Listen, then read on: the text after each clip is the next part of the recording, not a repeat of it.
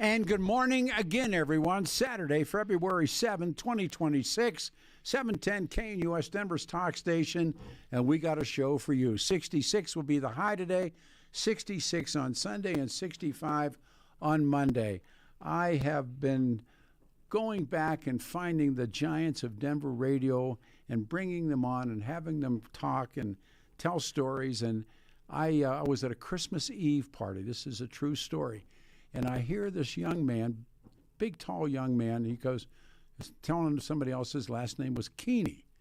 And I said, Keeney, excuse me. I said, who's your dad? He said, well, Steve Keeney. And I said, you give me your phone number. And I renewed a friendship. I had been to Steve's house, which is a whole other story, to see the most magnificent record collection. It was years ago. And it was all I was amazed it was computerized, and pick a song, I got it, and went from there. A true radio legend, but he was one of those guys like Lee Larson that was behind the scenes. I mean, I asked you just a second ago, you pulled that mic to you. Mm-hmm. I said, when's the last time you did a radio show? And the answer was and is 1972. And the reason I do-si-doed from being on the air to being off the air was I really never had the talent to make it big time or even moderate time on the air. But I love the business. I'd been in it ever since I was in high school, and I wanted to find another way to stay in it. So I really started over, went to sales, and then worked my way up from there. By the way, regarding my son, you left out one question that you asked him that he told me. Is your father still with us? Yeah. Well, because a lot of guys aren't. Oh, yeah. We're survivors, Pete. We're still here. Yeah. I mean, I especially in this business. Oh, well, I did a television show with Jake LaMotta, and there's a moment in Raging Bull, one of my favorite films, when he's talking to Sugar Ray Robinson, and he said, "You didn't knock me down, Ray." And Ray, he had a great line. He said, I got, in the way he talk like this, but he said, I got so much sugar. It's a wonder I don't got diabetes, because he talked about Sugar Ray. But so I asked him, I said, did you really say to Ray in that ring, you didn't knock me down, Ray? He said, I did. And I feel like they didn't knock you down, Keeney. Yeah. Still around. You asked when was the last time I was in the air. Yeah. I'm sitting here in front of a device, and I suddenly realized it's a microphone. Everything's different. Oh, it is, yeah. I retired by design at the age of 65. I had in mind. Lee did too. Lee got out. Is that right? Yeah, Same Lee got age. 65. Well, I had in mind that the retirement age, at least for my generation, was around 65. Yep. So I wanted to be in a position to retire at the age of 65, whether I continued or not. And quite frankly, the industry was starting to pass me by. And I recognized that and retired and really never looked back, although I stay in touch with a lot of old radio friends. Yeah, guys, yeah. So you actually lived in Okinawa. Yes. When you were a little kid. Tell the story about your dad and how you got into business. Well, understand that I have an affliction for expressing in probably 1,000 words or more what others can express in 100 words or less. So I'll do my best. We got 2 hours. No, my dad was career military. He was 30 years, 10 years in the Marines from 1936 to 1966. Was a combat veteran of World War II and highly decorated, including, by the way, the Silver Star. Yeah. That's a separate story. But anyway, so following the war, he stayed in the reserves, but moved into civilian life, decided he liked the military, short of being shot at, so he joined the Air Force. That being said, that made me a military brat, and he was stationed in Tampa, Florida, MacDill Air Force Base when I was in high school in the late 70s. And that's when I got interested in radio. To me, that's an interesting story. I was probably, 16, 17 years of age, and I started collecting records back then. Wow. Never stopped right through yesterday, by the way. And I was listening to one of the rock stations in Tampa, and the calls? Everything was live. Everything was. Everybody's got the call letters. What were the call letters? WDAE. See, you don't forget. And the guy I was listening to was named Bob Hoffer, who died probably about 10 years ago. It was but there were 2 rock stations, and this was the one I listened to. And they would play little trivia games. This was all live, by the way. And no tape delay. No. And he played a record, played a snippet from a record, and said anybody who could name who's singing this, the singer, wins a free record. So and nobody could guess it. And the reason is it was a flip side of an instrumental. Dave Baby Cortez's Happy Organ. I remember Dave Baby Baby On the flip Cortez. side of it, he sings. No. So, yeah. So I always listen to the B-sides as well as the A-sides. Sometimes the B-sides were better than the A-sides. So anyway, I finally got in, and I won. And when I went to school the next day, whenever it was, I was like a hero. So you were I heard on you air. on the radio. Oh yeah, it put me right on the air. Patched in. But I had to go down and pick up the record. They didn't mail records back then, No. you know, too cheap, I guess. But anyway, so I picked up this obscure 45, which I still have. And they brought you in the studio. Yeah, and I was mesmerized. So I called back. I didn't meet him there because I think it was in the morning. This was the afternoon. So anyway, I called back a few days later, and he put me on. They put me into the studio. I wasn't on the air, but I said, "Listen, I picked up this record that I won, Mr. Hoffer, and your secretary escorted me into your office, and your office is a mess, and you should be ashamed of yourself." He started laughing. And you're how old? 17, 16, 17. And it was just spontaneous. So he puts me on the air, and I didn't realize I was on the air. I said, what did you just say? So anyway, I told the story again, and he said, well, why don't you come down here and clean up my office? And so I became the kid who hung around the radio station, and strange as it sounds, that's how I got hooked. You know. But you asked about Okinawa. Yeah. My father was transferred to Okinawa from Tampa. And so I spent my last 2 high school years, junior and senior year, on Okinawa. And because even though I had no experience in radio, I was experienced with radio, and I got a job at a radio station in Okinawa, not a military station, but a legitimate, like this station, commercial radio station that was owned by an American firm. And there were 200,000 Americans in Okinawa at that time. Sure. So anyway, I got a job on Saturday mornings from 9 to 10 as a disc jockey, and it was called Teenage Review. What was the format? Rock. Yeah, I played records, played the current hits, and interviewed kids from the high school and teach whatever was going on. Sure. So that was it. There you go. And then went on to college. When I went on to college, I went to the University of Illinois. As I was exiting, as I was on my way halfway around the world, my mother gave me a piece of advice, and it was very simple. Treat people with respect, and they'll treat you with respect. Mm-hmm. My father also gave me some advice. Don't trust anybody. That's radio. So anyway, my mother's advice prevailed, I suppose, and I do believe that. You treat people with respect. Sometimes it's difficult. You'll get along a lot better in this world. Especially, I mean, and it's changed so much. Our guest in studio is remarkable, Steve Keeney, radio legend, and I've conned him into coming and doing a radio show. And keep talking. My ego can use it. He's come in and he's with us. When there's something about this business, or there was, and I don't know if it still is, but the guys that I met that were in it that I admired, and you knew every one of them, they all had that back door. They came in. Nobody said, "Well, I was a radio major and I applied for a job as a radio." They came in, backdoored it, and I think Charlie Martin, his mother used to take him, drive him to work. If I remember Charlie's stories, that he was in Des Moines, Hal was in Des Moines, and they knew each other, I think, back then. But his mom drove him, and he had one of those young kid disc jockey Saturday morning gigs, and those guys were those guys. I don't know of anyone who in radio who targeted becoming a No. radio person or getting into the business No. when they were young? I mean, I didn't.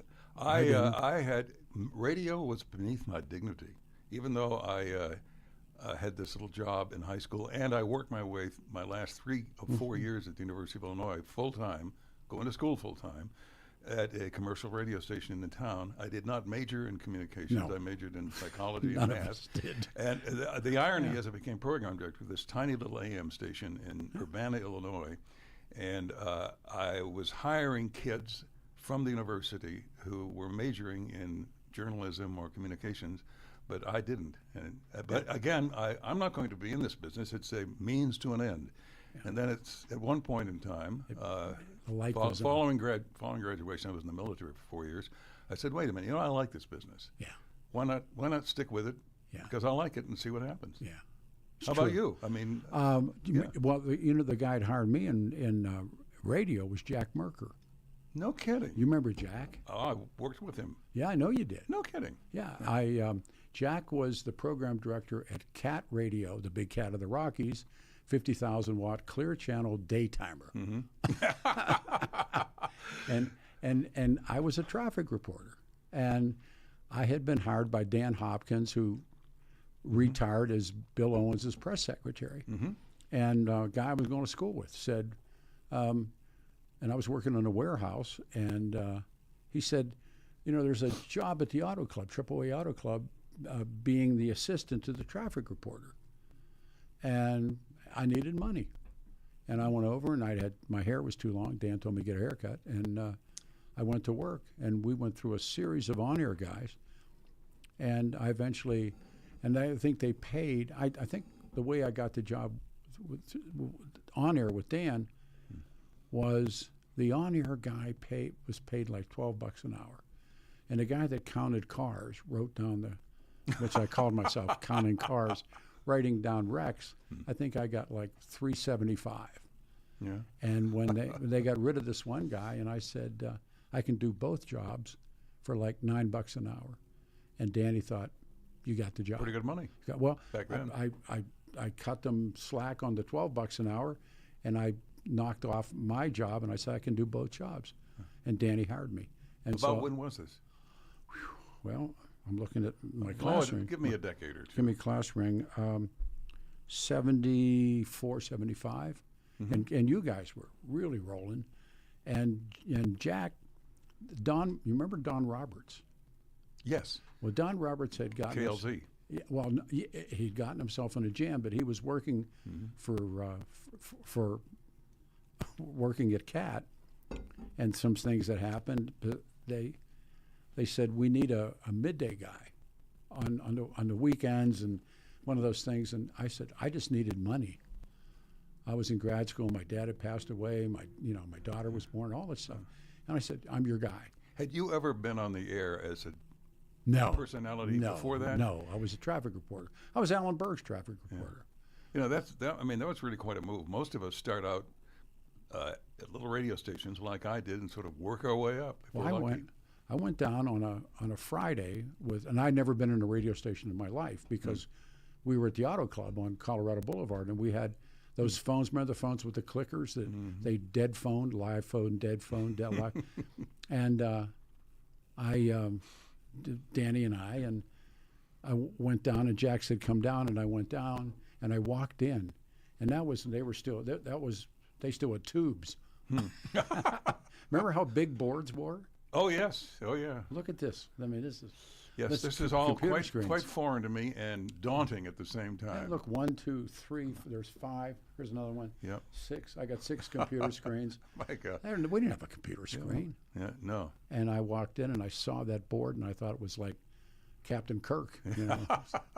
Well, computers back then were the size of this room. Oh. I mean, they were just massive. It was huge. Our traffic department, business department, always had these big Explain computers. traffic to folks in the audience. Well, traffic, that's the department and radio station that radio station logs, commercials, and everything run through. They print these things out, as Here it opposed is. to traffic Here it is, outside. right now. There it is. Okay. See that computer? Yeah. That's the log.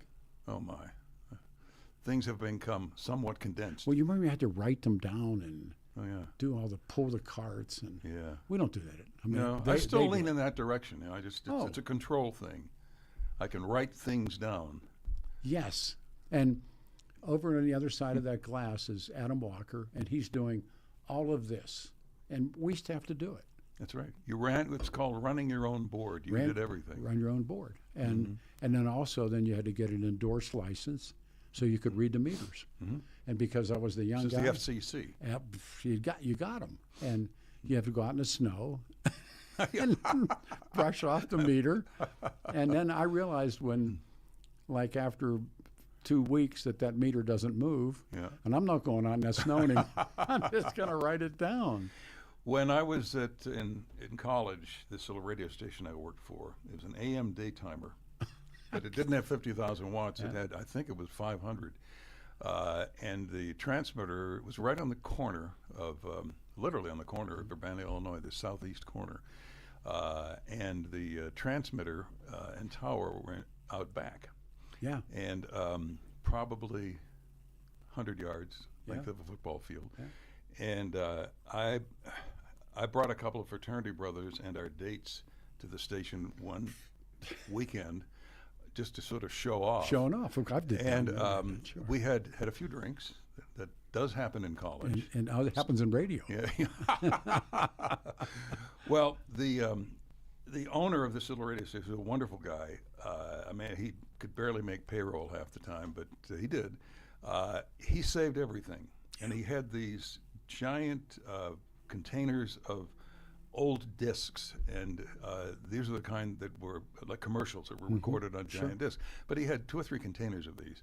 So we'd had a few drinks and decided we'd just start sailing these things out the back of the radio station toward the transmitter. So I remember this was a Saturday afternoon, because Sunday morning I got a call from the owners, and he had this shrill voice, "Steve, were you here yesterday?" Anyway, bottom line is I spent the rest of Sunday picking up these old pieces of plastic, some of which were half melted in the sun. So anyway, for what all that's worth. But it didn't stop you. No. And you know what? He was, I think he was more entertained by what I did than angry. Who was your mentor? A good question. You know what, Pete? I was lucky enough to have worked for some really great people. One or two that weren't, but yeah. Both of us. But I'd have to say, there's a guy named Cully Tarleton who's still alive. He's probably in his late 80s, retired in the Smoky Mountains of North Carolina, and he was a guy who promoted me to my first general manager's job, which was KIMN in 1976. Wow. I was 33 years old, and I just got lucky. It was lucky. It was timing. Timing is a big part of everything. Everything. And I was astounded that he promoted me. But anyway, he said when he flew to town, and took me out. Just 1 second. Yeah. We got 35 seconds to our pause. Sure. Then the guy told me. I didn't even look at I don't look at the clock. You got it easy, Pete. Oh, it's so brand new world. Steve Keeney will pick up the story. Peter Boyles together again, 710 KNUS Denver's talk station on a Saturday, February 7th, 2026. Hold on. Your 710 5-day forecast this Saturday will start off with a little bit of cloud cover, and then that sunshine will break out. And temperatures today and for Sunday will get to the middle and upper 60s. Lows tonight will be upper 30s. Skies will be clear starting the weekend Monday with highs mid-60s and sunshine. The first of several fronts will drop in Tuesday and continue Wednesday and Thursday. Scattered rain and snow showers will move across the metro. Temperatures will cool to the 50s for highs. Meteorologist Dawn Watzel in the 710 KNUS Weather Center.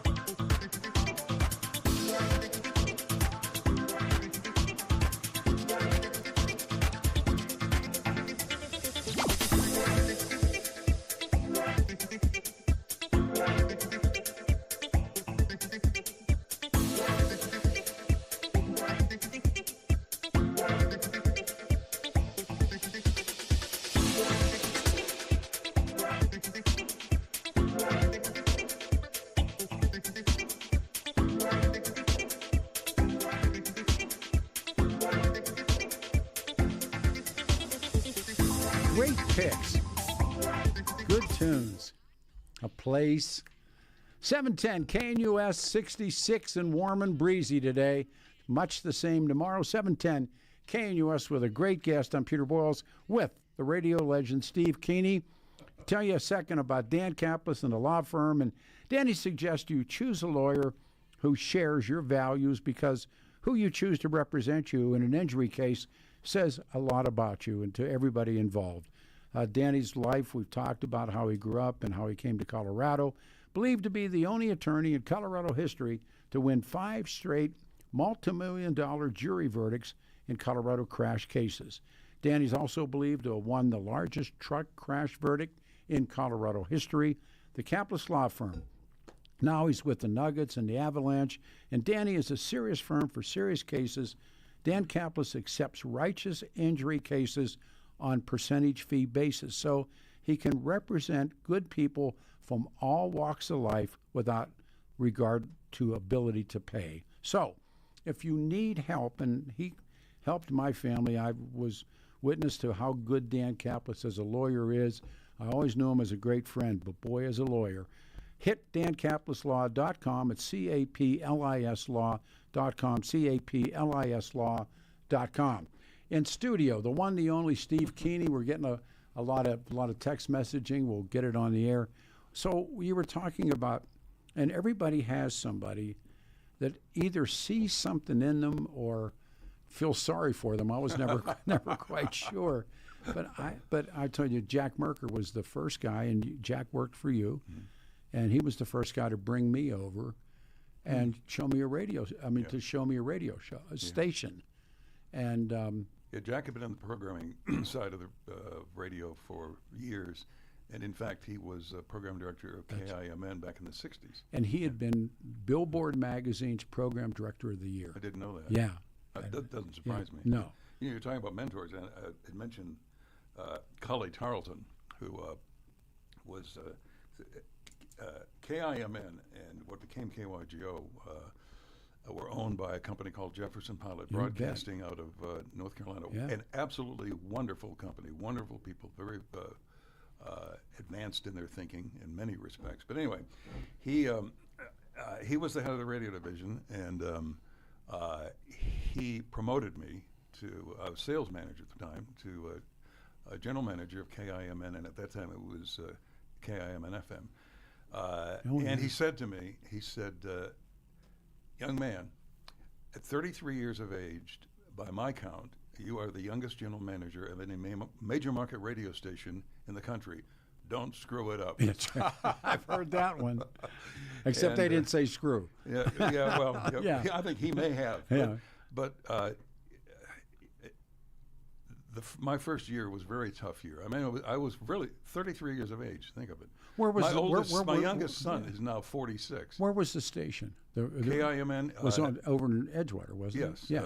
For 20th. For those of your listeners who may recall, we were in a little like a bunker, brick building, concrete building, right off of Sloan's Lake on 20th. Yeah. And it had a lot of history, a lot of heritage. But anyway, I'd been there since 1973, so I'd been there for 3.5 years and got promoted. So, I tell you, my first year, as I mentioned, was tough. Who was your lineup? What's that? Who was your on-air lineup? Oh my God! Who did mine? I hired a guy named Lauren Owens, who was recommended by one of the people in our company. And by the way, I had tremendous autonomy. I mean, it was frightening at times. I even changed, and I was responsible for this. I changed KIMN FM, which was a little soft AC, what they call soft AC station, to country in 1980, and it was my call. And in fact, this same guy, Cully, to give you an idea of the kind of autonomy that I had back then, I picked up the phone. This is so simple. Called him and said, we're KIMN AM is doing well. I don't know how much longer an AM rock station is going to do well, but we're doing well. But the FM is sort of malingering there, among several other similarly formatted stations. But there's not an FM country station in Denver. There is one, but a very small one. Yeah. And he said, quote, I would change it tomorrow. And within 2 weeks, the format was changed to country, and we never looked back. Wow. But anyway, I think I got diverted from what I was talking about. Any other company, I think, would have fired me my first year as general manager because I just made so many mistakes. But this guy hung in there with me, and I was manager for 10 years. If you have a sales staff is really significant in this business. The right guys that you'd go to lunch with. Yeah. Right. Meet the client and maybe get home in time, but you did that.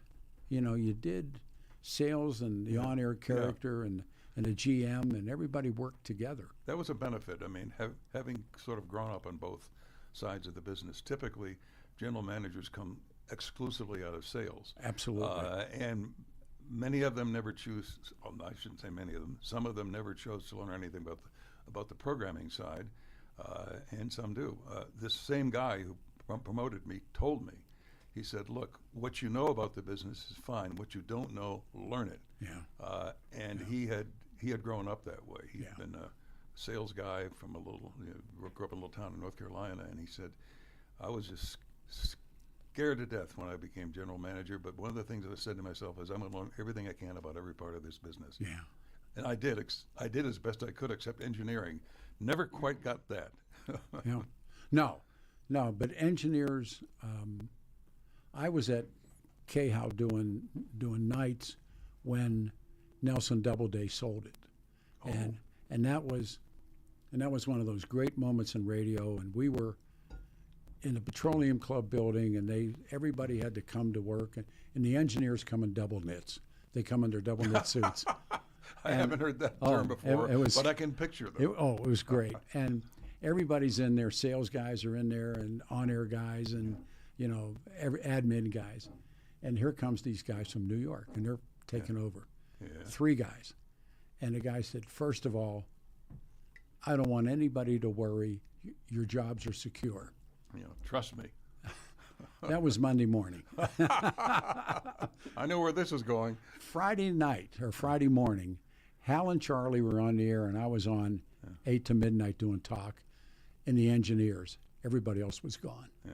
And that's when that was called The New Broom Sweeps Clean. And I was there were radio lessons. I don't know ethically how you can live with yourself, looking at an entire staff in the eye and saying everybody's job is fine or whatever language, and then 2 or 3 days later fire them all. I Did you don't ever understand. see it happen? What? Did you ever see it happen? Never did. They did it there. And I remember when Jefferson Pilot bought KIMN. yep. And it was, I had only been on board for a short period of time, probably, I think 1973. Sometime in 1974, when the station was sold by a company called Pacific and Southern, who really made a mess out of the station. It was a train company. Yeah. Yeah. Remember they Yeah, talked about right. that? Yeah. But they were sold to Jefferson Pilot. Yep. And we knew nothing about this company out of North Carolina. We knew nothing about them. And I remember my predecessor, a guy named John McGinnis, Sure. called I the big knew John well. yeah, wonderful guy, Yep. smart guy. Ooh. Anyway, he called the staff together. We met at a hotel room, ballroom downtown, and we were all rather daunted. I mean, we knew what this business was like. Sure. So the senior staff from Jefferson Pilot were introduced by John. And the guy who was the president of the company at the time was named Charles Crutchfield. He was an old Southerners from North Carolina. And he was one of the few people who I have known personally who I'd say just had charisma. He just had something that drew people to him. Mm-hmm. He was close to retiring. He was in his early 60s, but he's still president of the company. So John introduces the staff, our staff, to them and them to us, and there were about 4 or 5 of them, their personnel director and so forth. And it was, you could just feel the tension. Yeah. So this old guy walks up to the microphone, very distinguished looking, had this great radio voice, and here's what he said. It's almost a quote. He said, well, Will, in this drawl, you know, I reckon y'all were expecting a bunch of stuffed shirts from out here in North Carolina. There was this long pause, and he said, here we are. Yeah. And he just broke the ice. That's exactly what he said.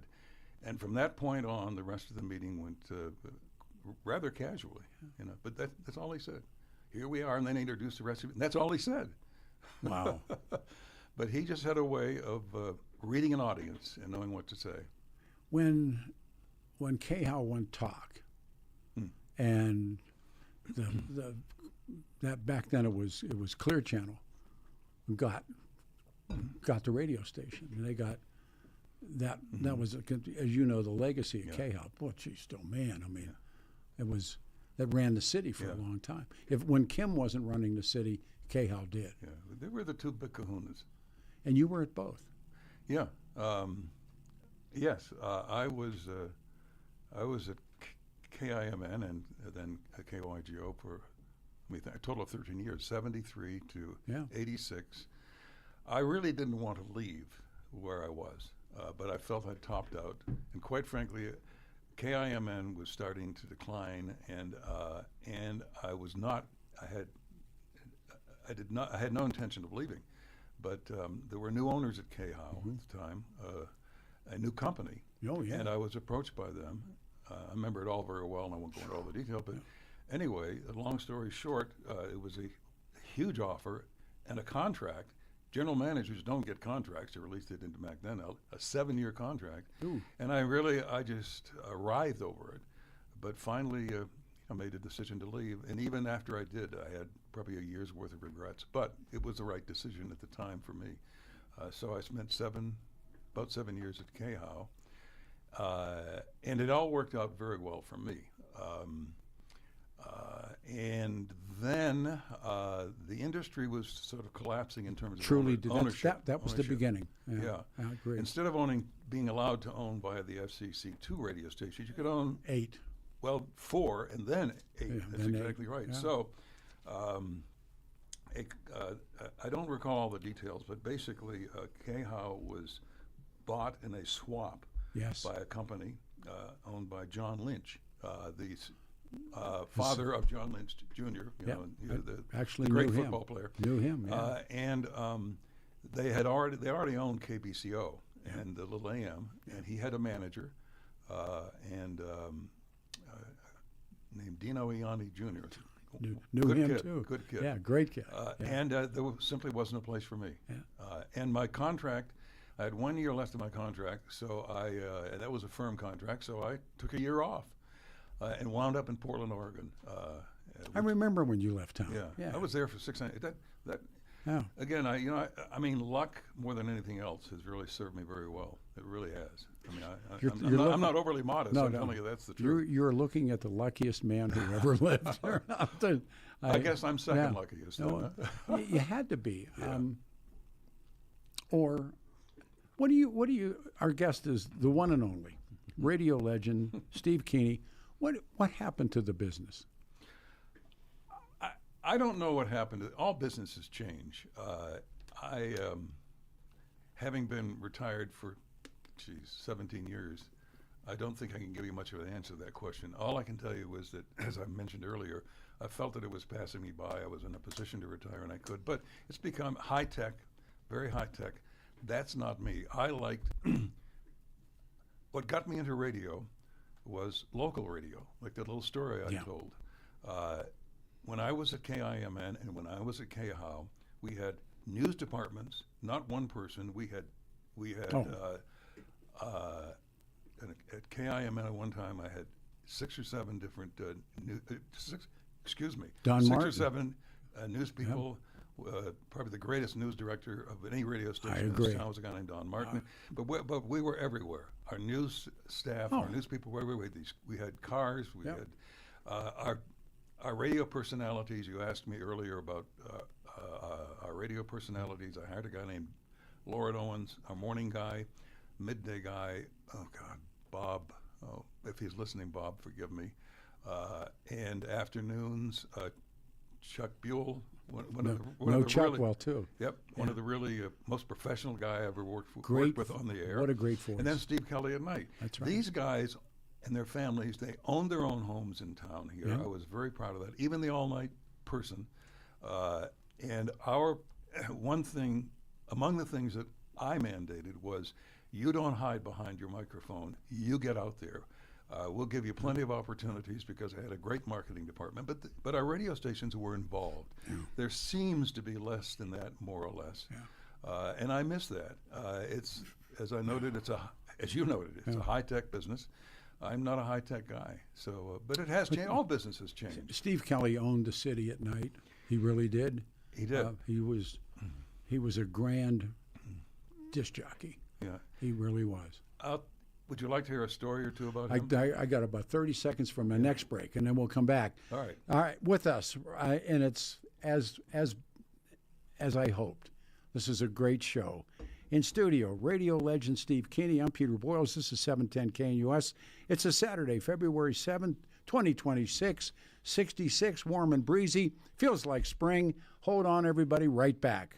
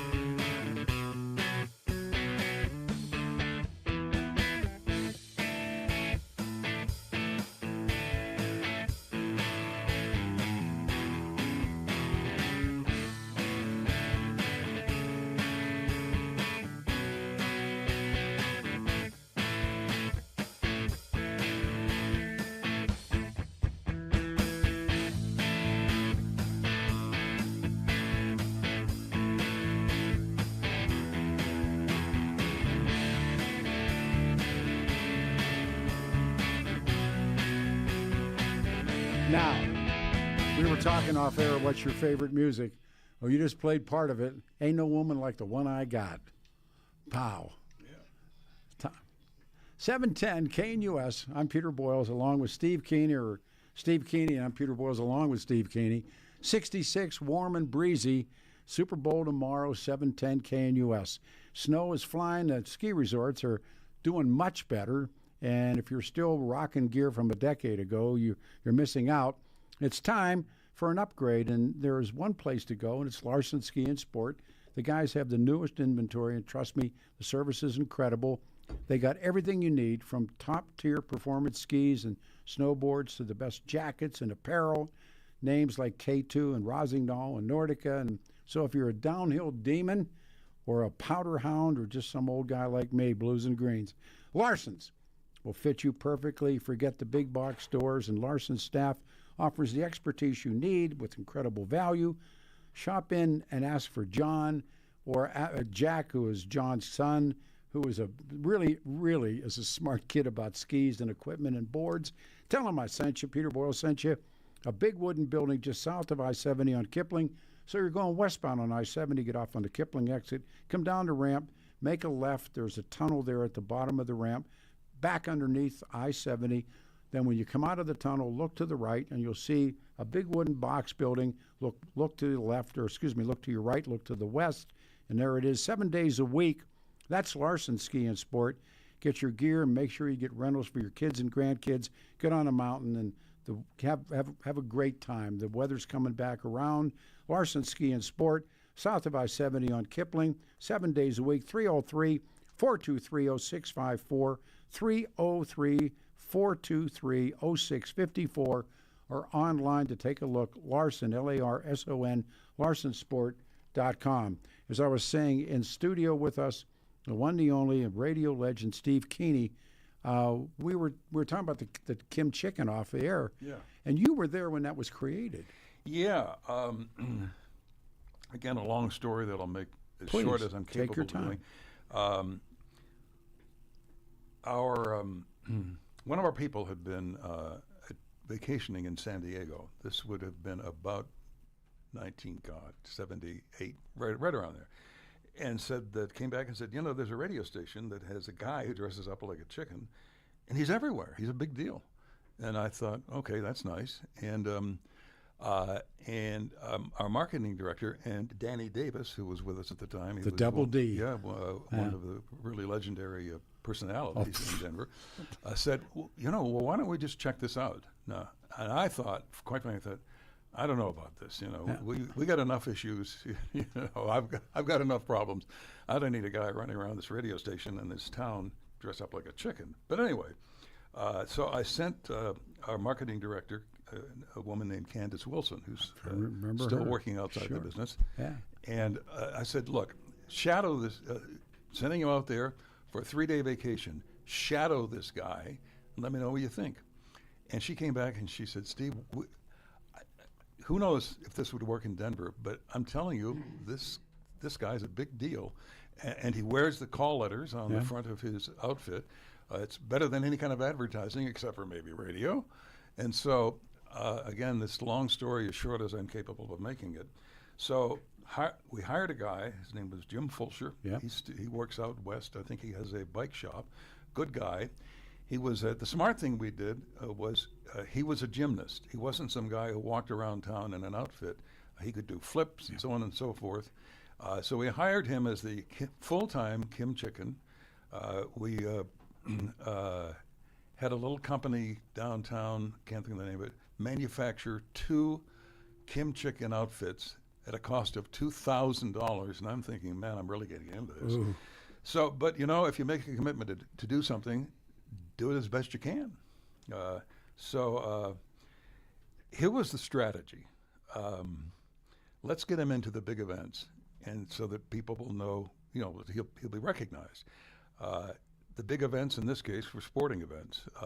The Broncos, the Nuggets, so forth.